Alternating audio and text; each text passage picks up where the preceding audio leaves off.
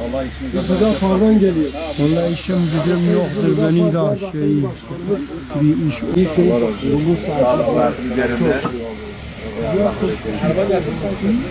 Nasıl işler nasıl?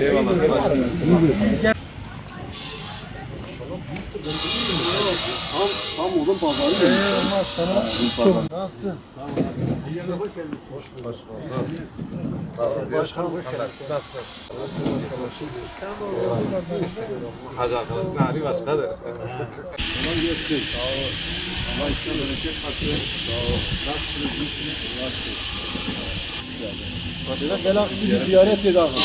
Nasılsınız? İyisiniz. Nasıl işleriniz nasıl gidiyor? İyi, böyle görsek Allah'tan ne istiyoruz? Allah bereket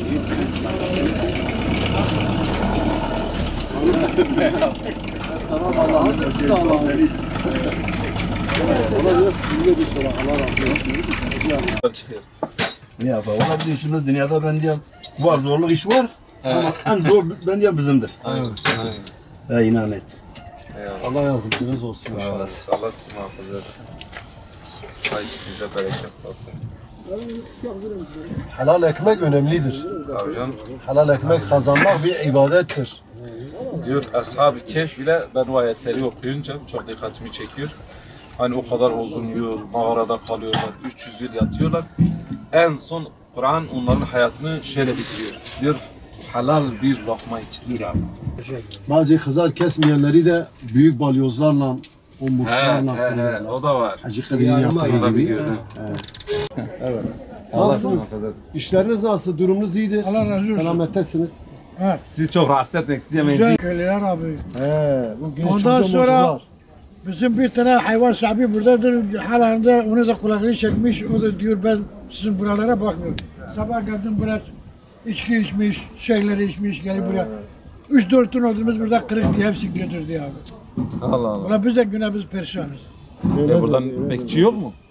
Bekçi var, bekçi de odun satıyor. Cezo desen cezoyu bilir. Ya şey yapıyorlar abi, bir gelip tehdit ediyor. Dün ateş benim dezgeme düşmüş, ben o dakika gelmeseydi Allah Allah. giderdi ya oğlum. Allah muhafaza etsin. Allah razı olsun. Eyvallah. Yani başkanım böyle ara sıra böyle odun bazılarına bir şey İnşallah ya biz yani sizi seviyoruz. Allah razı olsun. Halkımızı, Biz de insanlarımızı seviyoruz. seviyoruz. Yani mutlak sahip çıkmamız Allah gerekir. razı olsun canım. Nasılsınız? İyisiniz? Ancak yanlış mı? Ne ortalık? Ehtiyatçın o enerji. Tamam verin olmuş. Bismillah. Vay bak. Yavaş. Oh bekle. Oğlum bu kırık diye ya oldu ya. Yoksa-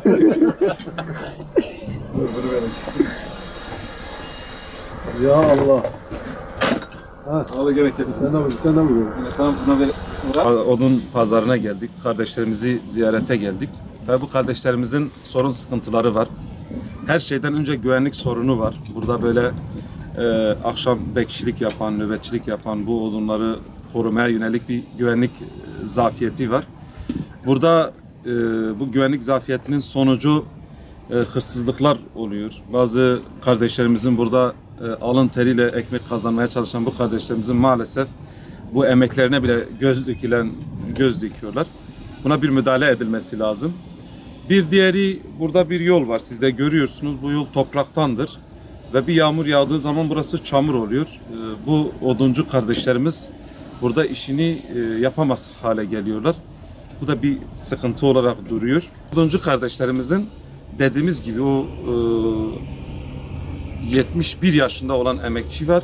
Ve çoğunun yaşları 50-60'ı geçmiş. Genç olup bu oduncu pazarından çalışan maalesef hiçbiri yok.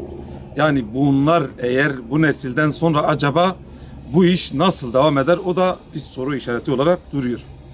Ve özellikle burada çalışan emekçilerin, burada ekmek götüren, evine ekmek götüren bu oduncuların böyle bizi güzel sıcak karşılamaları bizi duygulandırdı. Böyle bunları her şeyden önce bunlara da teşekkürlerimi sunuyorum. Rabbim yar yardımcıları olsun, işlerine bereket katsın ve bu kardeşlerimizin özellikle bu dile getirdiğim bu sorunların da bir an evvel yetkililer tarafından, mülki amirler tarafından çözülmesini diliyorum. Burada çalışan, zor şartlar altında çalışan bu kardeşlerimizin inşallah sorunları giderecektir ve inşallah Rabbimiz de yağmur da kar da yağdıracak Hem topraklarımız şenlenecek hem onların işleri olacak. İnşallah. Eyvallah.